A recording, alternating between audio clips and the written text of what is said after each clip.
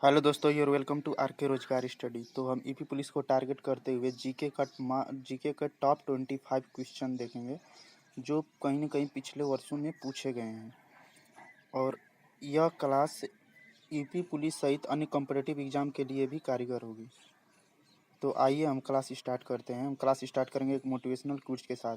तो your welcome to are K Rozgar study. यह एक नया यूट्यूब चैनल है जो 10 जनवरी 2023 को क्रिएट किया गया है। इस पे यूपी पुलिस को टारगेट करते हुए एंड अदर कॉम्पिटिटिव एग्जाम को टारगेट करते हुए हिंदी, जीके, जीएस, मैथ की अभी तक क्लासें हो चुकी हैं और रीजनिंग की क्लासें होनी अभी बाकी है जो अल्टरनेट डे पे चलाई जा रही हैं। तो आप प्ले लिस्ट जाकर चेक करें और इसका पीडीएफ पाने के लिए आप हमारे टेलीग्राम ग्रुप से जुड़ें जिस पे हम पीडीएफ शेयर करते हैं। तो चलिए क्लास स्टार्ट करिए। Welcome to are K Rozgar study. तो मोटिवेशनल क्विज क्या है? बहुत सारे लोग जुनून होने के बावजूद भी असफल हो जाते हैं क्योंकि वे इसी सोच में समय बर्बाद कर देते हैं कि अभी मेरे पास बहुत समय है। जैसे अभी ईपी पुलिस की वैकेंसी नहीं आई है तो बहुत लोग पढ़ाई नहीं कर रहे हैं। जो वैकेंसी आएगी तो बरसाती मेढक की तरह पढ़ाई करने लगेंगे तो उस तरह सिलेक्शन नहीं होगा क्योंकि बच्चे पहले से ही प्रिपरेशन कर रहे हैं। तो इसीलिए उसी पे ये आधारित है। बहुत सारे लोग जुनून होने के बावजूद भी असफल हो जाते हैं क्योंकि वे इसी समय में ये इसी सोच में समय बर्बाद कर देते हैं कि अभी मेरे पास बहुत समय है। बहुत लोग सोचते हैं कि अभी वैकेंसी आएगी तब पढ़ाई करेंगे, तो वैसे नहीं होगा। आपको पहले से तैयार होना पड़ेगा क्योंकि वैकेंसी आएगी, 1 महीना फॉर्म फिलअप होगा और 2 महीने बाद एग्जाम हो जाएगा। तो वैकेंसी आना तय है, लेट आए, थोड़ी सी देर हो सकती है लेकिन आएगी जरूर। तो आइए क्लास हम स्टार्ट करते हैं। और यह ईपी पुलिस के पैटर्न पर आधारित क्वेश्चन है। देखिए, मुद्रास्फीति शब्द निम्नलिखित में से किस परिस्थिति से संबंधित है? तो मुद्रास्फीति का संबंध किससे हो जाएगा? आर्थिक, क्योंकि इनकम से है। मुद्रास्फीति आय और व्यय इनकम से संबंधित है तो इसलिए आर्थिक यानी कि आर्थिक से हो जाएगा। प्रश्न नंबर 2, विद्युत धारा को मापने का उपकरण क्या है? तो विद्युत धारा को मापा जाता है यानी कि करंट, इलेक्ट्रिक करंट। तो करंट का हो जाएगा अमीटर। विद्युत धारा को मापा जाता है अमीटर से। और वही रहता है हाइग्रोमीटर। देखिए, एक रहता है हाइड्रोमीटर। तो हाइड्रो ड्रो ड्रो यानी कि डेंसिटी, डी रहेगा तो वो हो जाएगा डेंसिटी यानी घनत्व। और हाइग्रोमीटर है तो ये हो जाएगा आर्द्रता से। तो हाइग्रोमीटर क्वेश्चन आता है कि हाइग्रोमीटर से क्या मापा जाता है? तो आर्द्रता, वायुमंडलीय आर्द्रता मापा जाता है। बैरोमीटर से वायुमंडलीय दाब, बैरोमीटर से मापा जाता है वायुमंडलीय दाब। और वोल्ट मीटर से वोल्टेज नापा जाता है। देखिए, अगर करंट पूछेगा, विद्युत धारा तो अमीटर, और विद्युत विभवांतर यानी वोल्टेज पूछेगा तो वो हो जाएगा वोल्ट मीटर। तो इसका आंसर हो जाएगा अमीटर। देखिए, मिर्च में तीखापन किसकी उपस्थिति के कारण होता है? मिर्च में तीखापन किसकी उपस्थिति के कारण होता है? तो ये हो जाएगा कैस्पासाइन। कैस्पासाइन के कारण मिर्च में तीखापन होता है। लाइकोपिन टमाटर में होता है। और कैरोटीन, ये जो नाखून होता है उसमें कैरोटीन होता है। अब हम आ जाएंगे प्रश्न नंबर 4 पे। रसोई गैस एलपीजी किसका मिश्रण होता है? रसोई गैस एलपीजी किसका मिश्रण है? कार्बन मोनोऑक्साइड एवं कार्बन डाइऑक्साइड का, ब्यूटेन एवं प्रोपेन का, मीथेन एवं ईथेन का, कार्बन डाइऑक्साइड एवं मीथेन का। तो देखिए, हम थोड़ी देर बाद इसका आंसर इसलिए टिक करें ताकि आप इसका आंसर मन में अपने सोच लें कि इसका आंसर क्या हो सकता है। फिर हम आंसर को जब टिक करेंगे तो आप उससे मैच कर सकते हैं कि आपका आंसर सही हुआ या गलत हुआ। तो एलपीजी किसका मिश्रण है? तो एलपीजी ब्यूटेन एवं प्रोपेन का मिश्रण है। एलपीजी का बहुत बार पूछता है फुल फॉर्म। एलपीजी का फुल फॉर्म क्या होता है? तो एलपीजी का फुल फॉर्म होता है liquefied petroleum gas. Liquefied petroleum gas LPG का फुल फॉर्म होता है। एलपीजी में एलपीजी ब्यूटेन एवं प्रोपेन का मिश्रण होता है। कार्बन मोनोऑक्साइड, चलिए इसका कोई खास अर्थ नहीं, आ जाते हैं आगे। किस वर्ष में उर्दू को उत्तर प्रदेश की दूसरी आधिकारिक भाषा घोषित किया गया है? तो देखिए, दिया है कि उत्तर प्रदेश की दूसरी आधिकारिक भाषा घोषित किया गया है किस वर्ष उर्दू को। तो यानी कि पहली पहली अगर पूछेगा कि उत्तर प्रदेश की कौन सी पहली आधिकारिक भाषा है तो आप कमेंट करके बताएं। पहली हिंदी है। तो दूसरी, अगर दूसरी कौन सी हो जाएगी तो दूसरी हो जाएगी 1989 ईस्वी में। 1989 यानी 1989 ईस्वी में उर्दू को उत्तर प्रदेश की दूसरी आधिकारिक भाषा के रूप में घोषित किया गया। यह क्लास आप यूट्यूब चैनल के are K Rozgar study YouTube channel को देख रहे हैं जो 10 जनवरी 2023 को क्रिएट किया गया है। अगर वीडियो पसंद आए तो like share subscribe and video के बारे में कमेंट करके अपना राय जरूर दें। इसमें हम टॉप 25 क्वेश्चन को सॉल्व करेंगे। देखिए, बारबो छम नृत्य निम्नलिखित में से किस राज्य से संबंधित है? बारडो छम नृत्य किस राज्य से संबंधित है? तो बारडो छम नृत्य अरुणाचल प्रदेश से संबंधित है। असम का कौन सा है? तो असम का बिहू और सत्रिया। राजस्थान का कौन सा है? तो राजस्थान का घूमर है। और बिहार का ये झोरा झपेली, ये सब बिहार का। नील नदी को किस देश की रीढ़ के रूप में जाना जाता है? रीढ़ की हड्डी। नील नदी को किस देश की रीढ़ के रूप में जाना जाता है? सूडान, मिस्र, सऊदी अरब, मोरक्को। तो नील नदी को किस देश की रीढ़ के रूप में जाना जाता है? तो वो हो जाएगा इसका आंसर मिस्र। मिस्र को नील नदी की देन कहते हैं या नील नदी का वरदान कहते हैं। तो नील नदी को किस देश की रीढ़ के रूप में जाना जाता है? मिस्र को। ये क्वेश्चन बहुत पूछता है। हम आ जाएंगे नेक्स्ट पेज पे, क्वेश्चन नंबर 8। तो देखिए क्वेश्चन नंबर 8, ये रेड में है, यानी कि ये बहुत इंपॉर्टेंट है, इसीलिए इसको लाल कलर में दिए हैं। देखिए, पंचायत की अवधि क्या होती है? ग्राम पंचायत, जो ग्राम पंचायत होता है, तो पंचायत यानी कि प्रधान या ग्राम पंचायत जो होता है, तो उसकी अवधि क्या होती है? तो देखिए, अगर आपको पंचायती चुनाव लड़ना है तो आपकी मिनिमम एज 21 होनी चाहिए, 21 वर्ष। अगर आप 21 वर्ष के हैं तो आप पंचायती चुनाव लड़ सकते हैं। और देखिए, अगर पूछेगा कि राज्यपाल और राष्ट्रपति और उपराष्ट्रपति या उपराज्यपाल की मिनिमम उम्र चुनाव लड़ने की कितनी होती है? तो वो होती है 35। इसका ट्रिक है पति पाल 35, यानी जिसके लास्ट में पति लगा रहा है, पाल लगा रहा है, वो 35 वर्ष उसका मिनिमम है। जैसे उपराष्ट्रपति, राष्ट्रपति, राज्यपाल, उपराज्यपाल, पति पाल 35, पति पाल 35। मुख्यमंत्री का 25 वर्ष। तो देखिए, पंचायत की अवधि क्या होती है? तो पंचायत की अवधि हो जाएगी, इसका आंसर आप लोग सोच ले होंगे, तो आप हम इसका आंसर टिक कर रहे हैं, अपनी पहली बैठक के लिए नियुक्त की गई तारीख से 5 वर्ष तक। ये तो सभी लोग जानते हैं कि पंचायत की अवधि 5 वर्ष होती है, लेकिन आप कन्फर्म मतलब कन्फ्यूजन ये रहता है कि परिणाम की घोषणा की तारीख से 5 वर्ष, या चुनाव की अधिसूचना से 5 वर्ष, या अंतिम पंचायत के टूटने के 5 वर्ष। ये नहीं होगा, इसका हो जाएगा पंचायत की, जिस दिन पंचायत वोट होता है या गिनती होती है वोट की, उस दिन से पंचायत की कार्यकाल 5 वर्ष नहीं होता है। 5 वर्ष तब होता है जब अपनी पहली बैठक के लिए नियुक्त की गई तारीख से 5, जब पहली बैठक होती है उस दिन से 5 वर्ष के लिए काउंट होता है। प्रश्न नंबर 9 पे आ जाएंगे। प्रश्न नंबर 9 देख लेंगे।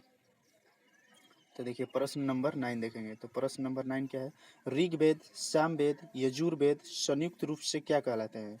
देखिए, ये भी क्वेश्चन वेरी वेरी इंपॉर्टेंट है। आप लोगों को कैसा लग रहा है कमेंट करके जरूर, कम से कम कमेंट करें। आप लाइक शेयर सब्सक्राइब भले ही ना करें, लेकिन कमेंट करके राय जरूर दें। तो ऋग्वेद, सामवेद, यजुर्वेद संयुक्त रूप से क्या कहलाते हैं? तो ये कहलाते हैं वेदत्रयी। वेदत्रयी, वेदत्रयी यानी कि 3 वेदों का संग्रह है। 3 वेद, इसको ट्रिक से आप ऐसे भी याद कर सकते हैं। देखिए, ऋग्वेद, सामवेद, यजुर्वेद, 3 वेद, तो त्रयी त्रयी 3 वेद, त्रयी 3 वेद त्रयी। तो इसको आप ऐसे याद कर सकते हैं, 3 वेद त्रयी। अब देखिए, अगर पूछेगा गायत्री मंत्र का संबंध किससे है, तो गायत्री मंत्र जो है, गायत्री मंत्र का संबंध, अगर क्वेश्चन पूछते हैं कि गायत्री मंत्र का संबंध किससे है, तो गायत्री मंत्र ऋग्वेद से संबंधित है। अगर कभी क्वेश्चन पूछ दे कि गायत्री मंत्र का संबंध किस वेद से है, तो गायत्री मंत्र ऋग्वेद से संबंधित है। ऋग्वेद में 1028 सूक्त एवं, अब देखिए, अगर पूछेगा, देखिए सामवेद, अगर पूछता सामवेद, तो संगीत का संबंध सामवेद से है। कभी क्वेश्चन आता है कि संगीत किस वेद से संबंधित है, तो संगीत का संबंध सामवेद से है। हम आ जाएंगे नेक्स्ट क्वेश्चन पे। ऑपरेशन फ्लड, ऑपरेशन फ्लड के जनक कौन थे? देखिए, इसको भी हम रेड में किए, यानी ये भी इम्पोर्टेंट है। तो ऑपरेशन फ्लड के जनक थे doctor Varghese Kurien. Operation flood के जनक थे भारत में डॉक्टर वर्गीज कुरियन। प्रश्न नंबर 11 पे आ जाएंगे। निम्नलिखित में से कौन सी ग्रैमी पुरस्कार जीतने वाली पहली भारतीय महिला है? देखिए, उत्तर प्रदेश कांस्टेबल के एग्जाम में 2 से 3 क्वेश्चन प्रथम पे आता है। जैसे प्रथम लोकपाल कौन थे, प्रथम रक्षा मंत्री कौन थे, या प्रथम भारतीय, तो इसी प्रकार ये देखिए, कौन ग्रैमी पुरस्कार जीतने वाली पहली भारतीय महिला है? तो ग्रैमी पुरस्कार जीतने वाली पहली भारतीय महिला हो जाएंगी तन्वी शाह। तन्वी शाह ग्रैमी पुरस्कार जीतने वाली प्रथम भारतीय महिला है। प्रश्न नंबर 12, निम्नलिखित में से कौन नॉर्वे देश की राजधानी है? देखिए, ये जो देश और उनकी राजधानियां हैं, उनसे एक क्वेश्चन फिक्स है। आप यूपी पुलिस के प्रीवियस ईयर क्वेश्चन को उठाकर देखिए, प्रीवियस ईयर पेपर को, उसमें आप एक क्वेश्चन यहाँ से जरूर दिखेगा कि देश और देश की राजधानी से हर शिफ्ट में एक क्वेश्चन आता है। तो देखिए, नॉर्वे देश की राजधानी क्या है? तो नॉर्वे की राजधानी क्या हो जाएगी? तो नॉर्वे की राजधानी हो जाएगी ओस्लो। ओस्लो किस देश की राजधानी है? तो ओस्लो हो जाएगी नॉर्वे की राजधानी है, ओस्लो। अगर पूछेगा स्टॉकहोम, नॉर्वे की राजधानी ओस्लो, और अगर स्टॉकहोम का पूछेगा तो स्टॉकहोम का हो जाएगा स्वीडन। स्टॉकहोम अगर पूछेगा तो स्टॉकहोम का हो जाएगा स्वीडन। और अगर पूछेगा कोपेनहेगन, कोपेनहेगन का हो जाएगा डेनमार्क। अगर पूछेगा कोपेनहेगन तो कोपेनहेगन का हो जाएगा डेनमार्क। और पूछेगा हेलेंस्की, हेलेंस्की का क्या हो जाएगा फिनलैंड। हेलेंस्की का हो जाएगा फिनलैंड। फिनलैंड को हाथियों का नहीं, हाथियों का नगर तो थाईलैंड को कहते हैं, फिनलैंड को झीलों का नगर कहा जाता है। तो देखिए नॉर्वे किस देश की राजधानी है, तो नॉर्वे ओस्लो की राजधानी है। नेक्स्ट प्रश्न पे आ जाएंगे, प्रश्न नंबर 13 निम्नलिखित, देखिए ये भी रेड में है, रेड में क्वेश्चन दिए हैं तो ये भी इंपॉर्टेंट है। देखिए निम्नलिखित में से किस शहर में एकमात्र, देखिए एकमात्र तेल रिफाइनरी उत्तर प्रदेश में स्थित है। यानी भारत के उत्तर प्रदेश में वो कौन सा एकमात्र शहर है जहाँ पे तेल रिफाइनरी स्थित है। ये भी पिछले वर्षों में पूछा गया। तो तेल रिफाइनरी उत्तर प्रदेश के किस एकमात्र शहर में स्थित है, तो वो हो जाएगा मथुरा में। मथुरा में एकमात्र, मथुरा ऐसा शहर है जहाँ पे उत्तर प्रदेश में तेल रिफाइनरी स्थित है। क्वेश्चन हम फर्स्ट इसलिए कर रहे हैं कि हम सोच रहे हैं कि वीडियो ज़्यादा ज़्यादा बड़ा ना हो, वीडियो कम से कम छोटा हो और 20 मिनट के रेंज में इसको कंप्लीट करा दें। क्वेश्चन नंबर 14, भारत के संविधान के निम्नलिखित अनुच्छेदों में से किसको डॉक्टर भीमराव अंबेडकर ने संविधान की आत्मा कहा था। संविधान की आत्मा किसने कहा था। क्वेश्चन आता है कि संविधान की आत्मा किसने कहा था, तो वो डॉक्टर भीमराव अम्बेडकर। किसको कहा था, किस आर्टिकल को डॉक्टर भीमराव अंबेडकर ने संविधान की आत्मा कहा था, तो उसका आंसर हो जाएगा आर्टिकल 32। आर्टिकल 32 को डॉक्टर भीमराव अंबेडकर ने संविधान की आत्मा कहा। और आर्टिकल 17 अगर क्वेश्चन बहुत पूछता है तो ये हो जाएगा अस्पृश्यता का अंत। अस्पृश्यता का अंत क्वेश्चन बहुत पूछता है, किस आर्टिकल से संबंधित है, तो आर्टिकल 17। आर्टिकल 21 जो है वो जीवन जीने की स्वतंत्रता से संबंधित है। अभिव्यक्ति की स्वतंत्रता, जीवन जीने की स्वतंत्रता से संबंधित है आर्टिकल 21। और हम आ जाएंगे नेक्स्ट पे। अगर पूछता है आर्टिकल 15 तो आर्टिकल 15 छुआछूत से संबंधित है। आर्टिकल 15 कहता है कि भारत में जाति नस्ल के भेदभाव पर भेदभाव नहीं किया जाएगा आधार पर, जाति एवं नस्ल के आधार पर, तो वो छुआ उससे संबंधित है। क्वेश्चन नंबर 15 आ जाएंगे, ऑस्कर पुरस्कार जीतने वाली पहली भारतीय महिला। तो देखिए ऑस्कर पुरस्कार जीतने वाली पहली भारतीय कौन थे, पहले भारतीय कौन थे यानी कि महिला थे या पुरुष थे। ये भी क्वेश्चन पूछता है कि ऑस्कर पुरस्कार जीतने वाले प्रथम कौन थे, महिला थे या पुरुष, तो वो हो जाएंगे इसके हो जाएंगे भानु अथैया। ऑस्कर पुरस्कार जीतने वाले प्रथम कौन थे, तो वो हो जाएंगे भानु अथैया। भानु अथैया ऑस्कर पुरस्कार जीतने वाले प्रथम व्यक्ति थे। प्रश्न नंबर 16 पे आ जाएंगे, स्वतंत्रता सेनानी मंगल पांडे उत्तर प्रदेश के किस जिले से संबंधित है। स्वतंत्रता सेनानी मंगल पांडे उत्तर प्रदेश के किस जिले से संबंधित हैं, तो इसका आंसर हो जाएगा बलिया। बहुत लोग सोच रहे होंगे मेरठ, लेकिन नहीं। मेरठ में जो 1857 की क्रांति हुई थी, जिसे हम भारत का प्रथम स्वतंत्रता सेनानी युद्ध के नाम से जानते थे, उसमें मेरठ के छावनी से थे मंगल पांडे, जिन्होंने चर्बी वाले कारतूस को मुंह से खींचने से साफ इनकार कर दिया, जिसके आधार पर 1857 की क्रांति हुई थी अलग अलग जगहों पे। इसमें कानपुर से नाना साहब थे, बिहार से वीर कुंवर सिंह थे, झांसी से रानी लक्ष्मीबाई थी। तो वो दूसरा चीज़ था। ये है स्वतंत्र। मंगल पांडे किस जिले से संबंधित है, यानी मंगल पांडे का जन्म, ये जन्म हो जाएगा कि मंगल पांडे का जन्म किस जिले में हुआ है, तो बलिया जिले के नगवा गांव में मंगल पांडे का जन्म हुआ है। मंगल पांडे का जन्म किस शहर में हुआ है, तो बलिया जिले के नगवा गांव में मंगल पांडे का जन्म हुआ। क्वेश्चन नंबर 17, एमआरआई ये जो माइंड से संबंधित है। एमआरआई जो पूरे शरीर की होती है, एमआरआई जिसमें पूरे शरीर का एमआरआई होता है, तो एमआरआई का पूर्ण रूप क्या है, यानी एमआरआई का फुल फॉर्म पूछा है क्या होगा, तो एमआरआई का फुल फॉर्म हो जाएगा magnetic resonance imaging. Magnetic resonance imaging, ये इसका आंसर हो जाएगा। एमआरआई का पूर्ण रूप हो जाएगा मैग्नेटिक रेजोनेंस इमेजिंग। यह क्लास आप यूट्यूब चैनल के are K Rozgar study YouTube channel पे देख रहे हैं, जो 10 जनवरी 2023 को अभी हाल ही में क्रिएट किया गया है। वीडियो आपको कैसी लग रही है, आप किस टॉपिक पे वीडियो चाह रहे हैं, आप कमेंट करके ज़रूर कमेंट बॉक्स में कमेंट करें। और आप हमारे जाकर डिस्क्रिप्शन यानी अबाउट में जाकर आप टेलीग्राम ग्रुप से हमारे जुड़ें, वहाँ पे आपको इसका पीडीएफ और जो भी सूचना होता है वहाँ पे पीडीएफ के रूप में, या कोई सूचना या आपको जो भी समस्या आप अगर हमसे पूछना चाहते हैं, तो आप हमारे टेलीग्राम से जुड़कर आप वहाँ पर चैटिंग के थ्रू पूछ सकते हैं। क्वेश्चन नंबर 18, निम्नलिखित में से किस राज्य अथवा केंद्र शासित प्रदेश में नंदा देवी राष्ट्रीय उद्यान है? तो नंदा देवी राष्ट्रीय उद्यान किस राज्य अथवा केंद्र शासित प्रदेश में है? तो नंदा देवी का संबंध उत्तराखंड। नंदा देवी राष्ट्रीय उद्यान कहाँ है? उत्तराखंड में। क्वेश्चन नंबर 19 पे आ जाएंगे। यूपीआई एक ऐसी प्रणाली है जो एक ही मोबाइल एप्लीकेशन में कई बैंक खातों को शक्ति प्रदान करती है। यूपीआई का फुल फॉर्म क्या होगा? जैसे आप फ़ोन पे चलाते होंगे या गूगल पे चलाते होंगे या पेटीएम चलाते होंगे तो वहाँ पे आप सुने होंगे यूपीआई आईडी, यूपीआई से ट्रांसफ़र, यूपीआई से अमाउंट सेंड करना। तो वही पूछा है कि यूपीआई का फुल फॉर्म क्या हो जाएगा? तो यूपीआई का फुल फॉर्म क्या हो जाएगा? तो यूपीआई का फुल फॉर्म हो जाएगा, कहाँ है? Unified payment bank, unified payment interface. UPI का फुल फॉर्म हो जाएगा यूनिफाइड पेमेंट इंटरफेस। प्रश्न नंबर 20 पे आ जाएंगे। प्रश्न नंबर 19 हुआ है ना, प्रश्न नंबर 19 हो गया। यूपीआई का फुल फॉर्म क्या है? Unified payment interface. प्रश्न नंबर 20 आ जाएंगे। डॉट, फिर डैश और डैश नदियों के मेल के कारण प्रयागराज को संगम भी कहा जाता है।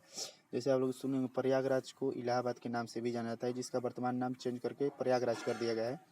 तो आप लोग जानते हो कि प्रयागराज में नदियों का संगम के नाम से प्रयागराज को जाना जाता है। वहाँ पे 3 नदियाँ मिलती हैं। तो कौन कौन सी नदियाँ हैं आप लोग इसका सोचिए? गंगा, गोमती और सरस्वती, यमुना, गंगा और चंबल, यमुना, गोमती और चंबल, गंगा, यमुना और सरस्वती। तो देखिए, गंगा, यमुना और सरस्वती।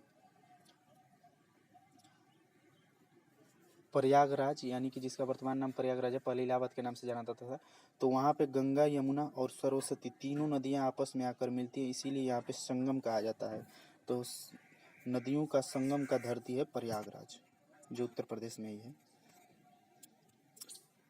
क्वेश्चन नंबर 21, इसमें हम टॉप 25 क्वेश्चन को कवर किए हैं। तो क्वेश्चन नंबर 21, उत्तर प्रदेश की औद्योगिक और आर्थिक राजधानी के रूप में किसे जाना जाता है? क्वेश्चन आता है कि उत्तर प्रदेश की औद्योगिक और आर्थिक राजधानी कौन है? पानीपत, सोनीपत, आगरा और कानपुर। तो उत्तर प्रदेश की औद्योगिक और आर्थिक राजधानी के रूप में कानपुर को जाना जाता है। किसको जाना जाता है? तो कानपुर को। पानीपत को बुनकरों का शहर कहा जाता है। और आगरा जो है, आगरा ताजमहल स्थित है आगरा में, जो मुमताज़ ने बनाया था, जो शाहजहाँ ने बनाया था मुमताज़ की याद में। आगरा में ताजमहल स्थित है। पूछता है कि ताजमहल किस नदी के किनारे पर स्थित है? तो ताजमहल यमुना नदी के किनारे पर, यमुना नदी वहाँ पर राउंड लेती है, मुड़ती है, वहीं पे है, क्योंकि हम गए भी हैं, देखे भी हैं, वहाँ पे बहुत सुंदर नज़ारा है। तो ताजमहल शाहजहाँ ने मुमताज़ की याद में ताजमहल बनवाया था। और पानीपत को बुनकरों का शहर कहा जाता है। प्रश्न नंबर 22, अयोध्या किस नदी के किनारे बसा है? गंगा, यमुना, सरयू, सरस्वती। तो अयोध्या किस नदी के किनारे बसा है? तो अयोध्या राम की भूमि है, जहाँ पे राम मंदिर बना है। तो अयोध्या किस नदी के किनारे बसा है? तो अयोध्या बसा है सरयू नदी के किनारे। गंगा नदी के किनारे है बनारस, यमुना नदी के किनारे है आगरा, दिल्ली, ये सब यमुना नदी के किनारे है। तो अयोध्या किस नदी के किनारे बसा है? सरस्वती नदी। ये क्लास आप are K Rozgar study YouTube channel पे देख रहे हैं, जो 10 जनवरी 2023 को क्रिएट किया गया है। इसके आप प्ले लिस्ट में जाकर देखेंगे तो वहाँ पे math, GK, GS, Hindi complete, Hindi tricky classes आपको प्ले लिस्ट में मिल जाएगी, जो बहुत आप कम समय में अच्छे से उसको रिवाइज कर पाइएगा या सीख पाइएगा। उत्तर प्रदेश के प्रथम लोकपाल कौन थे? देखिए क्वेश्चन ये भी इंपॉर्टेंट है, ये भी बहुत पूछता है, इसको भी वेरी वेरी इंपॉर्टेंट करेंगे। उत्तर प्रदेश के प्रथम लोकपाल कौन थे? बलदेव सिंह, बिशंबर दयाल, मीरा कुमार, इनमें से कोई नहीं। तो उत्तर प्रदेश के प्रथम लोकपाल हो जाएंगे बिशंबर दयाल। उत्तर प्रदेश के प्रथम लोकपाल हो जाएंगे बिशंबर दयाल। और अगर पूछता भारत के प्रथम लोकपाल, क्वेश्चन को ध्यान से सुनेंगे, अगर पूछता भारत के प्रथम लोकपाल, तो भारत के प्रथम लोकपाल हो जाते पिनाकी चंद्र घोष। लोकपाल पिनाकी। तो भारत के प्रथम लोकपाल हो जाते पिनाकी चंद्र घोष। और उत्तर प्रदेश के प्रथम लोकपाल पूछा है तो ये हो जाएंगे बिशंबर दयाल। उत्तर प्रदेश के प्रथम लोकपाल हो जाएंगे बिशंबर दयाल। और देखिए, यूपी पुलिस प्रीवियस ईयर 2019 वाले पेपर सेट में पूछा था, 2018 के जो अक्टूबर में वैकेंसी आई थी, जिसका पेपर जनवरी में हुआ था। तो 21 जनवरी को आप सेकेंड शिफ्ट वाले पेपर में देखिएगा तो पूछे था कि भारत का प्रथम रक्षा मंत्री कौन थे? भारत के प्रथम रक्षा मंत्री कौन थे? तो रक्षा मंत्री भारत के थे बलदेव सिंह। भारत के प्रथम रक्षा मंत्री थे बलदेव सिंह। तो इसका ट्रिक क्या है, रक्षा करने के लिए बल चाहिए, रक्षा करने के लिए बल चाहिए। भारत का अगर आपको रक्षा करना है तो उसके लिए बल होना चाहिए। तो इसीलिए भारत के प्रथम रक्षा मंत्री कौन हो जाएंगे, बलदेव सिंह। इसका ट्रिक हो जाएगा। मीरा कुमार, ये भी क्वेश्चन पूछा था 2018 में यूपी पुलिस के प्रीवियस ईयर में, देख सकते हैं आप क्वेश्चन। मीरा कुमार का संबंध, तो ये हो जाएगा मीरा कुमार हो जाएंगी ये। मीरा कुमार अभी थोड़ा सा याद नहीं आ रहा, इसको आप कमेंट बॉक्स में कमेंट करके बताइए कि मीरा कुमार किससे संबंधित है। भारत के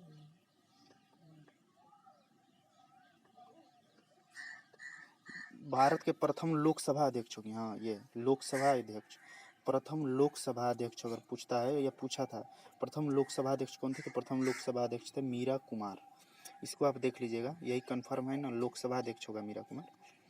प्रश्न नंबर आ जाएंगे 24। देखिए प्रश्न नंबर 24 देखेंगे, इसको भी इम्पोर्टेंट है। उत्तर प्रदेश का एकमात्र मुक्त विश्वविद्यालय, उत्तर प्रदेश में एकमात्र मुक्त विश्वविद्यालय कहाँ स्थित है। उत्तर प्रदेश में एकमात्र मुक्त विश्वविद्यालय कहाँ स्थित है, इलाहाबाद, लखनऊ, लखनऊ नहीं लखनऊ है, लखनऊ, कानपुर, बनारस। तो उत्तर प्रदेश में एकमात्र मुक्त विश्वविद्यालय स्थित है इलाहाबाद में। प्रश्न नंबर 25 आ जाएंगे। उत्तर प्रदेश में सबसे पुराना विश्वविद्यालय कहाँ स्थित है। इसका आप आंसर कमेंट बॉक्स में कमेंट करके इसका उत्तर जरूर दीजिएगा। तो उत्तर प्रदेश में सबसे पुराना विश्वविद्यालय कहाँ स्थित है, तो वो भी हो जाएगा इलाहाबाद में। तो यहाँ पे 25 क्वेश्चन हमारे कंप्लीट हुई। तो देखिए, thanks for watching, like share subscribe now R K Rozgar study. तो thanks for watching, like share subscribe now R K Rozgar study. आपको वीडियो कैसी लगी, वीडियो के बारे में कमेंट करके कमेंट बॉक्स में अपनी राय जरूर दें। वीडियो को लाइक शेयर सब्सक्राइब करें, जिससे ये 10 जनवरी 2023 को नया चैनल क्रिएट हुआ है, जिससे हमारा मनोबल बढ़े और आपको हम अच्छा कंटेंट दे पाए। इस चैनल पे कम ही पढ़ाया जाएगा लेकिन अच्छा पढ़ाया जाएगा। तो वीडियो से जुड़ने के लिए धन्यवाद, थैंक यू।